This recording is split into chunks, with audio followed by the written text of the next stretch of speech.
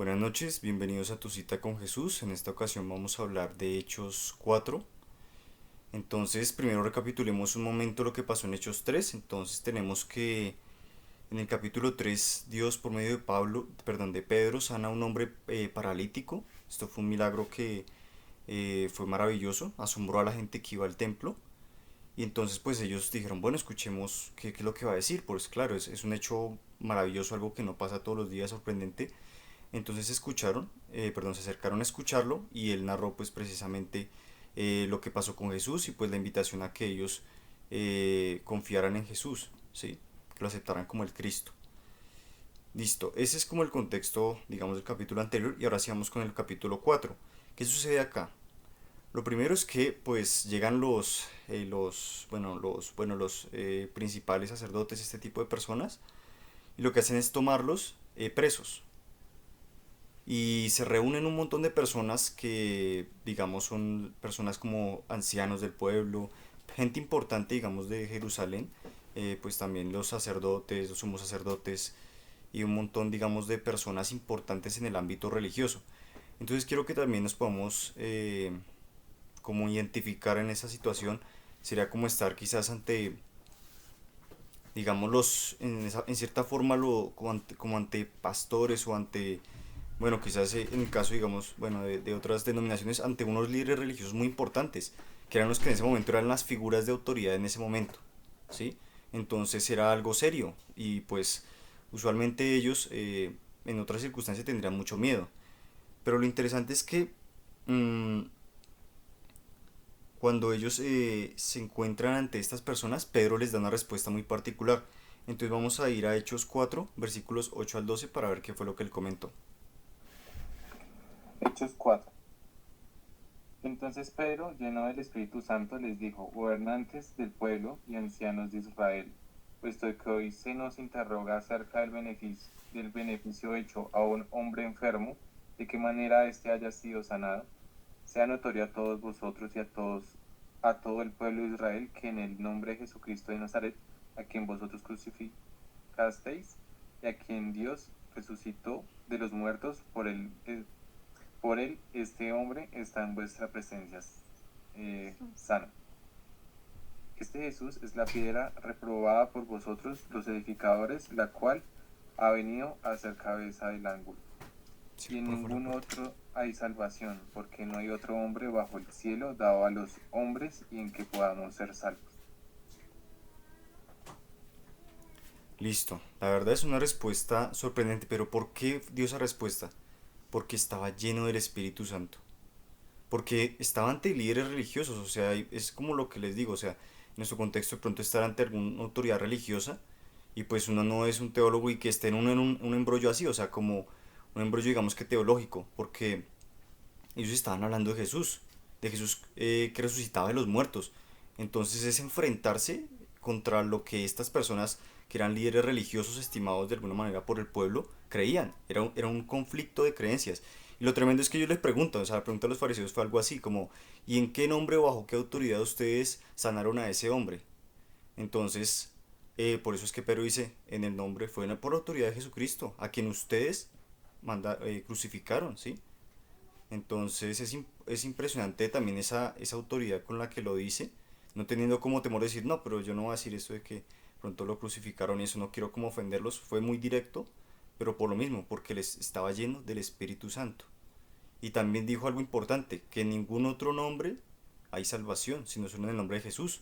Y ahí, mejor dicho, los está dejando contra la espada y la pared, porque ellos no creían en Jesús, ellos no creían que él fuera el Cristo, ellos lo veían como alguien, como ni siquiera como un profeta, lo veían mal, ¿sí? De hecho, algunos decían que supuestamente lo sacaba a los demonios por Belcebú, o sea, lo trataban de una manera terrible, lo aborrecían.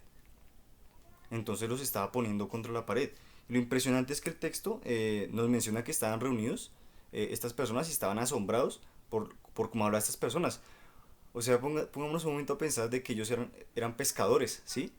Entonces, no sé, es como si, digamos, sería, no sé por qué se me ocurre eso, pero digamos, por ejemplo, una persona que se dedica al oficio de zapatero, por ejemplo, y llega ante, digamos, por ejemplo, si un pastor reconocido o algo así, pues sería como, y verlo hablar de de una forma tan sorprendente, pues claro, impresiona, porque no es una persona que haya estudiado mucho del tema.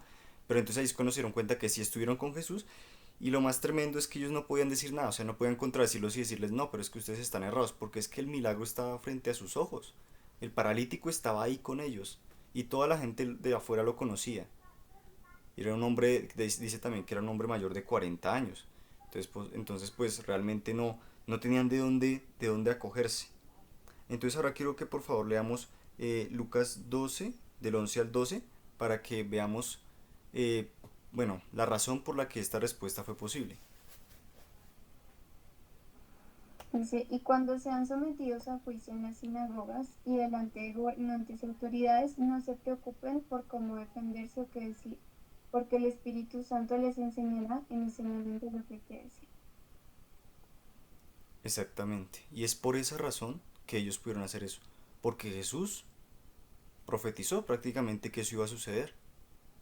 Que cuando ellos estuvieran ante esas autoridades, porque ellos que iban a saber que iban a estar así, en ese momento ellos simplemente estaban caminando con Jesús y veían cómo hacía milagros y también pues por el Espíritu Santo hicieron milagros, pero les estaba anunciando lo que iba a pasar y ahí es donde se ve la evidencia, cuando están ahí en ese momento ante esas personas, dicen, bueno, lo que el Espíritu Santo hizo que dijeran. Y por supuesto ha estado con el resto de creyentes a lo largo de la historia que también han tenido que estar frente a tribunales de seres humanos, de autoridades, bien sea religiosas o digamos, bueno, de los gobiernos. Ahora quiero mencionar otra cosa y es que pues precisamente como estas personas realmente no pueden hacer mucho, entonces pues ¿cuál era la idea? Pues censuremos, miremos la manera de que ellos no hablen nada más de esto, ¿sí? Entonces vamos a ver qué fue lo que Pedro y Juan respondieron ante eso, ante esa como esa amenaza de decirles no hablen más de Jesús, no hablen más de él. Entonces veamos qué fue lo que Pedro y Juan respondieron en Hechos 4 19 al 20.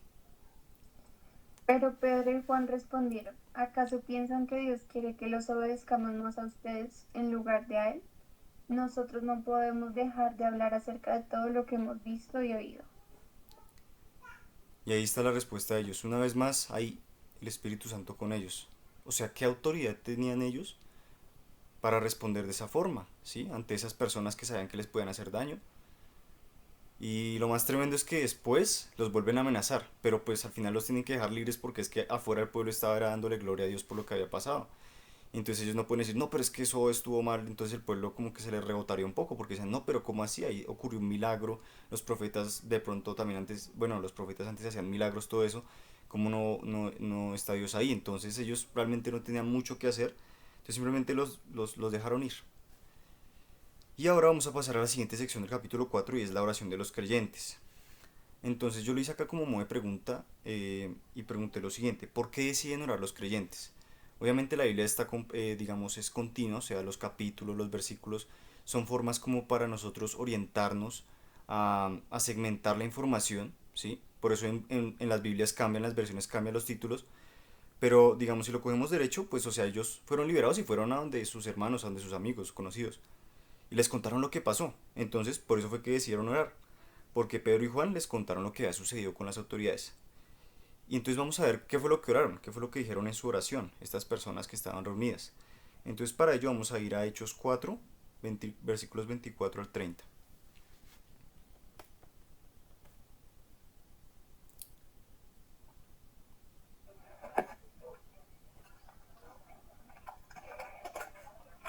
Cuando los creyentes escucharon esto, oraron todos juntos en voz alta a Dios y dijeron, Señor, tú creaste el cielo y la tierra, el mar y todo lo que hay en el mundo. Nuestro antepasado David, tu siervo, dijo por medio del Espíritu Santo, ¿por qué se enfurecieron las naciones? ¿Por qué la multitud hizo planes contra Dios? Los reyes de la tierra se preparan para la guerra. Los gobernantes se ponen en contra del Señor y en contra de su Mesías. De hecho, Herodes, Poncio Pilato, las naciones y la multitud de Israel se juntaron en contra de Jesús aquí en Jerusalén. Jesús es tu santo siervo, tu elegido para ser el Mesías. Al ponerse en contra de él, hicieron que tus planes se cumplieran. Todo esto sucedió por tu poder, y porque así lo quisiste. Ahora, Señor, escucha sus amenazas y ayúdanos a nosotros, que somos tus siervos, a anunciar tu mensaje con valentía. Al mismo tiempo, extiende tu mano para ganar a los enfermos y realizar señales milagrosas por el poder de tu santo siervo Jesús. Listo. Entonces, es una oración que primero exalta a Dios, reconocen el poder de Dios y luego hacen una mención muy interesante y creo que eso ya lo hemos, sí, claro, eso ya lo hemos visto en los capítulos anteriores y lo seguiremos viendo en ocasiones y es que ellos citan la escritura. Recordemos que en esa época pues no estaba escrito, digamos, como el Nuevo Testamento, porque pues precisamente el Nuevo Testamento se construye en torno a la vida pues de los primeros cristianos. Entonces ellos lo que hacían era, ellos sabían era de, digamos, lo que llamamos la Tanakh, o sea, bueno, que sean, bueno, la parte de los primeros libros, la ley, toda esta cuestión, los profetas, salmos, todos estos, digamos, libros. Y notar que ahí lo que están citando es una parte del Salmo 2. Ahí es donde habla sobre el Mesías precisamente y cómo se oponen las naciones para contra él, digo, que y entonces precisamente lo interesante es que ellos lo asocian es con lo que pasó con Jesús, cuando Poncio Pilato, cuando los sacerdotes, cuando el pueblo mismo al final concluyeron en crucificarlo. Entonces ahí es cuando vemos el cumplimiento de esa profecía. Entonces es muy interesante como Hechos de los Apóstoles es el momento en el que se cumplen muchas de esas profecías. Y notemos que no solo se quedan en eso, en como decir, darle gloria a Dios, mencionar el cumplimiento de la profecía y de pronto no sé, lamentarse o alguna cosa, no, sino lo que dicen es, Señor, danos de nuevo, danos esa habilidad para hablar de tu mensaje. Y también haz obras milagrosas. Entonces, eso es lo interesante, que no se quedan como solo en una petición, sino también quieren actuar, ¿sí? Y quieren actuar como Dios quiere que actúen, ¿sí? Como bueno, también pues en la Gran Comisión se plantea. Entonces es ver cómo ellos hacen esta oración para ellos también hacer. Y a Dios le gusta cuando nosotros hacemos ese tipo de oraciones. Cuando le pedimos que nos ayude a hablar de sus buenas nuevas. Cuando le pedimos que nos ayude a, bueno, a hablar con una persona, darle un consejo. Cuando le pedimos ayuda para hacer algo que pues tendrá un impacto en otras personas. ¿Sí? O pedimos guía. Todas esas cosas porque son cosas que tienen que ver con la acción. Finalmente, un cristiano no puede ser solo de, digamos, de palabras, ¿sí? Sino también de otras acciones. Listo. Entonces, lo que quiero que veamos es que después de qué fue lo que sucedió después de orar, y eso es lo interesante, que el lugar tiembla y fueron llenos del Espíritu Santo y siguieron anunciando el Evangelio. Entonces es interesante ver que esa respuesta fue prácticamente inmediata, o sea, tembló la tierra y se fueron llenos del Espíritu Santo, así como Pedro fue lleno del Espíritu Santo cuando habló, ellos también fueron llenos del Espíritu Santo y empezaron a hablar del Evangelio. Ahora vamos a ver pues, ahora digamos que esa tercera sección que saqué, y es las características de esos creyentes. Primero era que había una unidad de pensamiento y estaban de acuerdo entre ellos. Y eso es algo muy hermoso. Yo sé que digamos que ahora, por el tema digamos de que la diversidad y todo este montón de cosas, se tiende a pensar que la mejor manera es que todo sea diverso y que todo sea así, así, de esa manera. Pero es que al hacer esto se crean muchas contradicciones y no podemos vivir en tolerancia porque unos piensan de una forma y otros de otra. Entonces cuando todos están en sintonía, en un solo sentir para lograr una cosa, entonces digamos que ocurre algo, ¿sí? Sucede algo, un solo fin, me refiero a eso. Si no es como las olas del mar, una turbulencia, una cosa así, que pues digamos que va para todos lados pero no tiene un orden, pero estas personas estaban en Cristo, recordemos que la iglesia es el cuerpo de Cristo, y como cuerpo de Cristo no es que todos sean iguales, pero sí todos van a tener una misma forma de pensar. Entonces en este caso pues miremos que ellos pedían era orar para expandir el evangelio. Y ellos tienen unas características que es lo que vamos a seguir mirando. Y es que ninguno decía que alguna posesión era suya. Todas las cosas las tenían en común. Esto me causa curiosidad porque en algunas ocasiones dicen que esa iglesia era un poco como comunista, una cosa por el estilo. Pero pues no se trata de eso realmente. Porque no es como que necesariamente hubiera un gobierno o algo así que tomara los recursos y los distribuyera a cada persona, aunque creo que eso es como socialismo, distribuirlos a cada persona, pues un gobierno. No era exactamente así, porque realmente lo que los movía era como la compasión. Y yo creo que ese despegue de las cosas materiales Entonces, quiero que también miremos una reflexión sobre esto que está en Gálatas capítulo 5, versículos 13 al 14. Dice, hermanos, Dios los ha llamado para ser libres, pero no permitan que la libertad sea una excusa para complacer sus deseos perversos. Mejor ayúdense los unos a los otros, siempre con amor, pues toda la ley se puede resumir a una sola frase. Ama a tus semejantes como a ti mismo.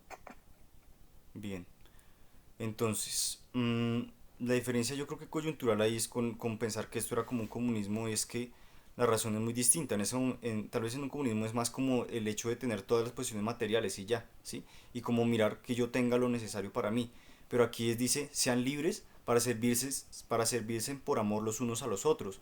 Entonces la razón es diferente. La razón no es tanto mi supervivencia, porque pues en esas filosofías son ateas o no tienen como un Dios en específico, sino que se trata es más como de yo tener ese amor por otros. Dios tuvo amor por mí, murió por mis pecados, entonces yo puedo tener amor por los demás y ayudarles, ¿sí? Entonces no habría como ese apego a lo material, no, es que esto es mío y mío, no, sino que lo que yo tengo puede servir a otros. Entonces, si de pronto, no sé, supongo que, bueno, no sé, eso ya sería un poco especulativo, pero digamos, supongo que si alguno necesitaba alguna cosa, pues no había problema, se lo prestaba, había esa confianza. ¿Por qué? Porque eran hermanos, eran una iglesia, eran un cuerpo, ¿sí?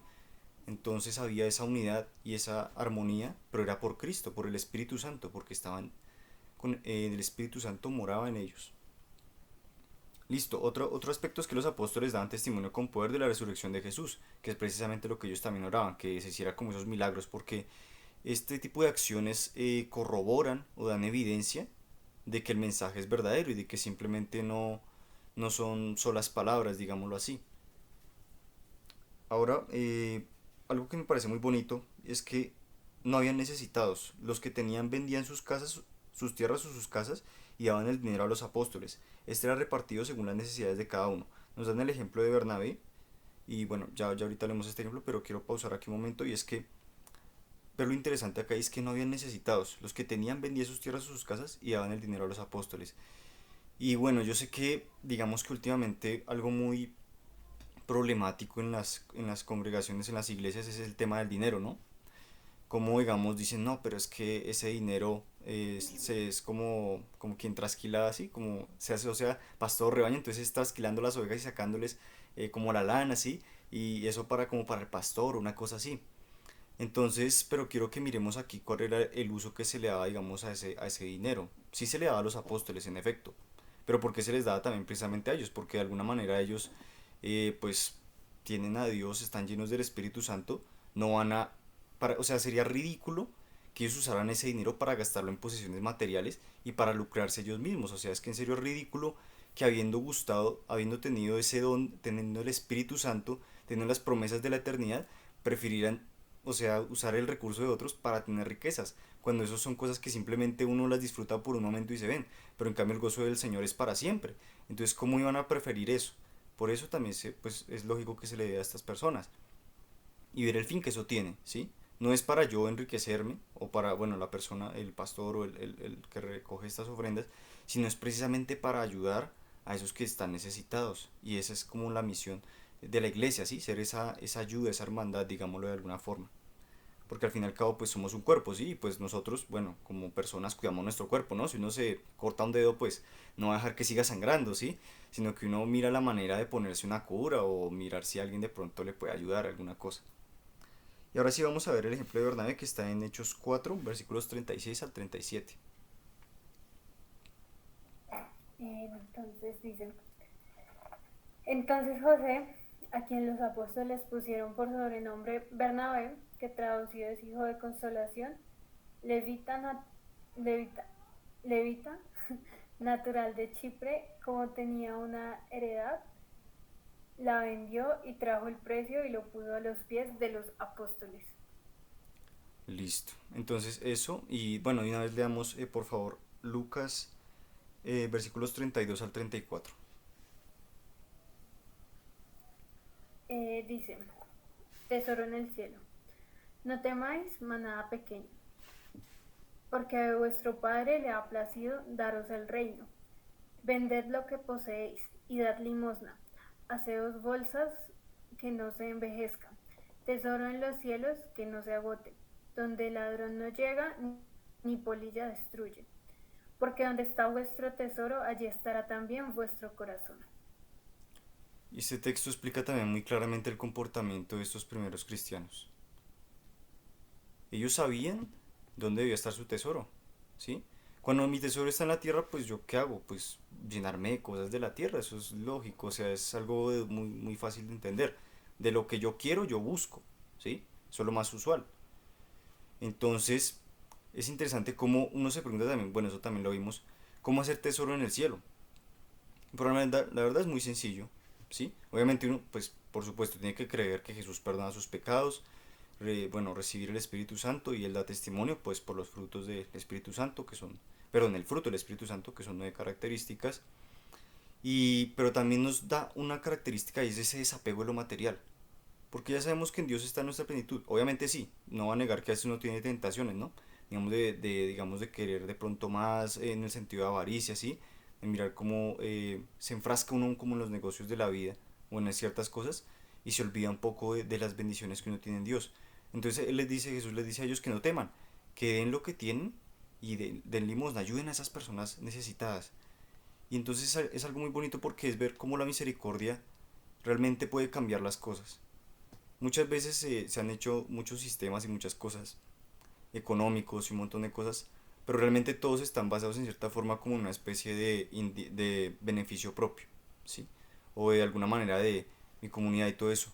Pero entonces Jesús dice es como muere a ti mismo y vive por otros. Entonces ya no es tanto como mi bienestar, sino que es más bienaventurado dar que recibir. Entonces así es como se construye ese tesoro del cielo. Cuando yo dejo de pensar solamente en mí y empiezo a pensar en otros y empiezo a mirar cómo ayudarles. Y eso era lo que ellos hacían. Por eso no había necesitado entre ellos, porque había por supuesto una buena comunicación y se hacía un buen uso de las cosas. Pues a mí me sobra esto, yo qué hago ahí. Eso es como tenerlo ahí para mirar que compré eso cuando esto le puede servir a alguien que de pronto sí lo necesita o se puede transformar, bueno, con dinero en otra cosa, ¿sí? Se puede comprar otra cosa que necesite otra persona. Entonces quería como dejarlos con esa reflexión y pues que oremos a Dios para que nos conceda tener ese amor para poder hablar de Él, ¿sí? Como lo pidieron esos primeros cristianos, aunque a otros pues le moleste como pasó en el juicio que tuvo Pedro y Juan. Y también que nos dé como esa intención también para ayudar a los hermanos en la fe y a quienes pues Dios nos inquiete ayudar, porque hay muchas personas con necesidad. Tal vez no lo notamos, pero siempre las hay. Y entonces pues precisamente vamos a orar para eso. Bueno, gracias Padre Celestial por la oportunidad que nos das de reunirnos, de poder leer tu palabra, Señor, y de poder ser confrontados con ella, porque sabemos que tu palabra es como una espada, Señor, que llega, Señor, hasta lo más profundo, hasta el espíritu, y sabemos, Señor, que es poderosa para convertirnos, porque, Señor, tu Espíritu Santo es el que nos ayuda a entender. Danos, por favor, Señor, esa valentía para no renunciar, Señor, a la fe cristiana, Señor, al entender de que Jesucristo es el único camino a la salvación, que no es por obras ni por otras cosas que hagamos, sino solo por Jesucristo, y que es por Él mismo que tenemos también la promesa del Espíritu Santo y recibimos el Espíritu Santo para hacer esas buenas obras a las que tú nos has preparado.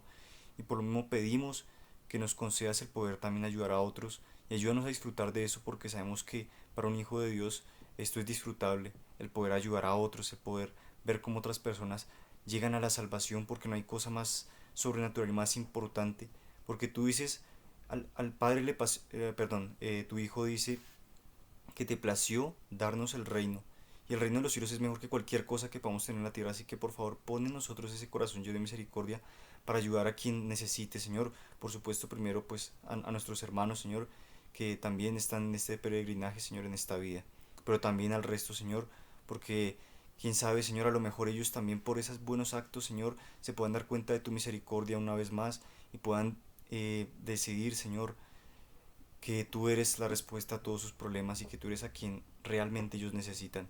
Te damos gracias por tu misericordia y guíanos cada día. En el nombre de Jesús. Amén. Bueno, muchas gracias. Espero que esta enseñanza haya sido de bendición y que Dios los guarde. Bueno, muchas gracias. Dios los bendiga.